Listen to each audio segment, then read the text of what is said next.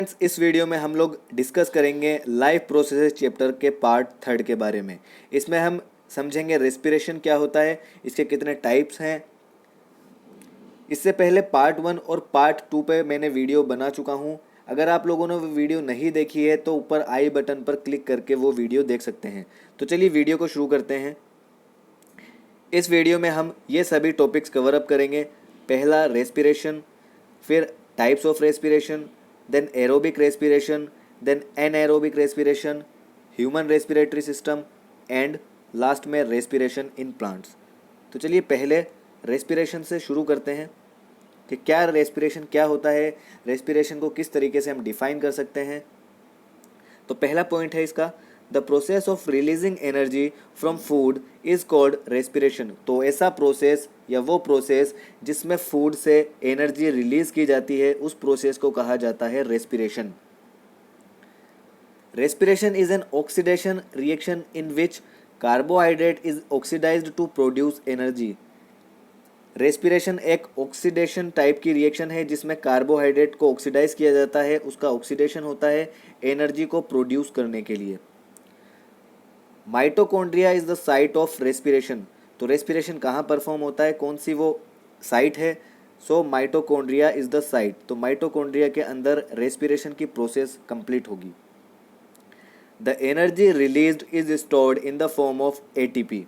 जो energy release होगी उसमें से कुछ एनर्जी तो इंस्टेंट एक्टिविटी में यूटिलाइज कर ली जाती है और जो एक्स्ट्रा एनर्जी बचती है उसे एटीपी की फॉर्म में स्टोर कर लिया जाता है माइटोकॉन्ड्रिया के अंदर।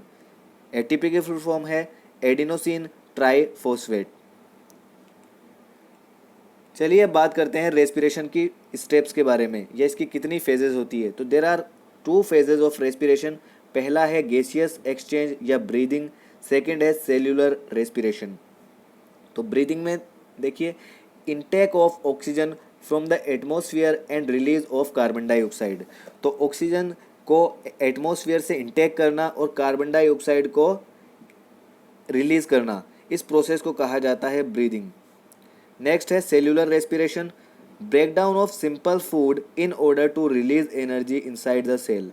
तो सेल्यूलर रेस्पिरेशन के अंदर सेल के अंदर कार्बोहाइड्रेट या ग्लूकोज या सिंपल फूड का ब्रेकडाउन होगा इन द प्रेजेंस ऑफ ऑक्सीजन और उससे एनर्जी रिलीज की जाएगी, इसे कहा जाता है सेल्यूलर रेस्पिरेशन। अब क्योंकि यह सेल में हो रहा है इसलिए इसको सेल्यूलर रेस्पिरेशन कहा जाता है। इसे एक और नाम से भी जाना जाता है इंटरनल रेस्पिरेशन, और ब्रीदिंग का दूसरा नाम है एक्सटर्नल रेस्पिरेशन। क्योंकि सेल के बाहर हो रहा है इसलिए एक्सटर्नल रेस्पिरेशन, और ये क्योंकि सेल के अंदर परफॉर्म हो रहा है इसलिए कहा जाता है सेल्यूलर रेस्पिरेशन। नेक्स्ट बात करते हैं टाइप्स ऑफ रेस्पिरेशन की। तो there are 2 types of respiration. First one is aerobic respiration and the second one is anaerobic respiration. अब इन दोनों को हम इस फ्लो डायग्राम से समझ सकते हैं। देखिए, ग्लूकोज इज 6 कार्बन मोलिक्यूल जो हमारा फूड है। साइटोप्लाज्म में ये फूड पायरूवेट जो कि एक 3 कार्बन मोलिक्यूल है, इसमें कन्वर्ट होता है।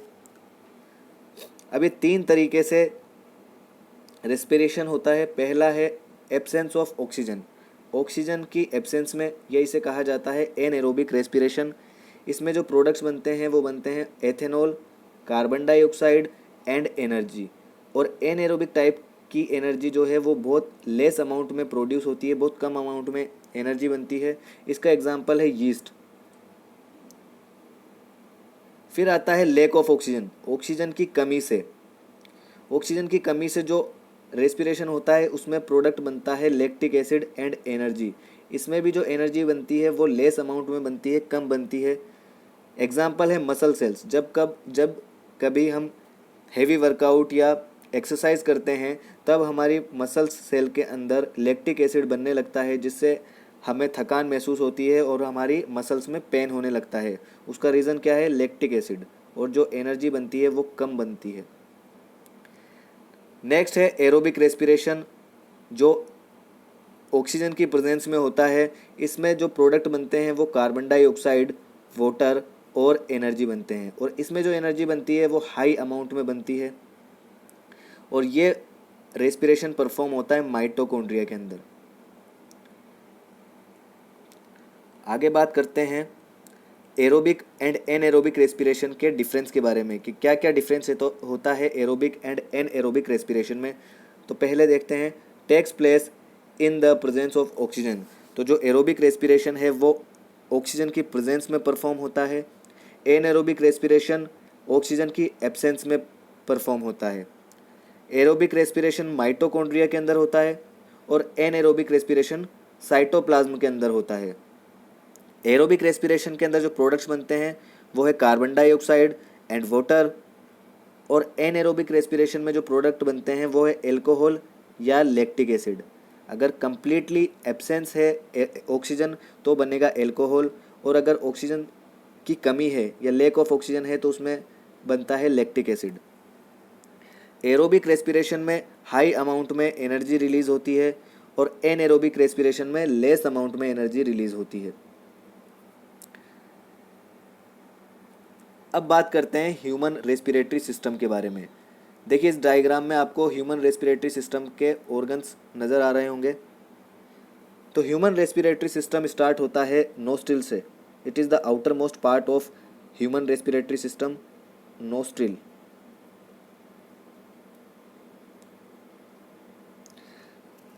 नोस्ट्रिल के बाद में आता है नेजल केविटी। नेजल केविटी के बाद में ये वाला पार्ट आता है फेरिंग्स। फेरिंग्स आगे अटैच होता है लेरिंग्स से, जिसे वॉइस बॉक्स भी कहा जाता है। लेरिंग्स आगे कन्वर्ट होता है ट्रेकिया में। ट्रेकिया में सी शेप की कार्टिलेज रिंग्स बनी होती है ताकि जब कभी इसमें एयर प्रेजेंट ना हो तो ये कोलेप्स ना हो। ट्रेकिया आगे डिवाइड होती है दो ब्रोंकस में। हर एक ब्रोंकस एक लंग के अंदर एंटर करती है और डिवाइड हो जाती है। डिवाइड होने के बाद इसे कहा जाता है ब्रोंकियोल्स। ब्रोंकियोल्स आगे डिवाइड होती है और एक स्मॉल बैलून लाइक स्ट्रक्चर में कन्वर्ट हो जाती है जिसे कहा जाता है एल्वियोलाई। This is alveoli.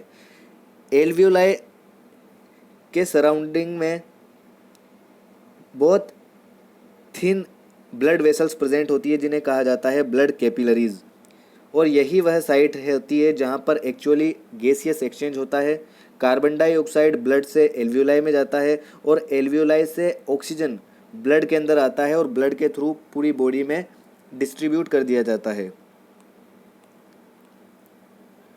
आगे बात करते हैं passage of air through the respiratory system. Respiratory system में कौन कौन से पैसेज होते हैं जहाँ से एयर पास थ्रू करती है। तो पहला पार्ट है nostril. Air is taken into the body. तो नोस्ट्रिल से एयर बॉडी के अंदर एंटर करती है। फिर आता है nasal passage. It is a chamber for air flow through the nose. तो नोज से होकर के नेजल पैसेज में एयर एंटर करती है। थर्ड है nasal cavity. It is lined with hair and mucus membrane. It warms, moisturise and filter air before reaches the lungs. तो nasal cavity में हेयर्स और म्यूकस प्रेजेंट होते हैं जिनका क्या फंक्शन होता है, ये एयर को वार्म करते हैं, मॉइस्चराइज करते हैं और फिल्टर करते हैं ताकि उसमें कुछ भी हार्मफुल बैक्टीरिया या कोई भी डस्ट पार्टिकल लंग्स में एंटर ना कर पाए। नेक्स्ट पार्ट आता है pharynx. It is A common path for food and air. Pharynx splits into trachea and oesophagus. जो फेरिंग्स है वो फूड एंड एयर दोनों के लिए कॉमन पाथ है, बट ये आगे जाके डिवाइड हो जाती है। फूड के लिए ईसोफेगस में स्प्लिट हो जाती है और एयर के लिए ट्रेकिया में स्प्लिट हो जाती है। आगे बात करते हैं लेरिंग्स की। It has the vocal cords and helps in the production of sound. तो लेरिंग्स के अंदर वोकल कॉर्ड्स प्रेजेंट होते हैं जिससे साउंड प्रोड्यूस होता है। तो साउंड प्रोडक्शन में हेल्प करता है larynx. It is also known as voice box. अब क्योंकि यह वॉइस प्रोड्यूस करने में हेल्पफुल है इसलिए इसे कहा जाता है वॉइस बॉक्स। नेक्स्ट आता है trachea. It connects the larynx to the bronchi of the lung. तो ट्रेकिया का फंक्शन क्या है? ट्रेकिया कनेक्ट करती है लेरिंग्स को एंड ब्रोंकी को। इसके अलावा ट्रेकिया के अंदर कुछ सी शेप के कार्टिलेजिनस रिंग्स प्रेजेंट होती है जो इसको कोलेप्स होने से बचा के रखती है, इसके शेप को मेंटेन करके रखती है। नेक्स्ट है ब्रोंकी।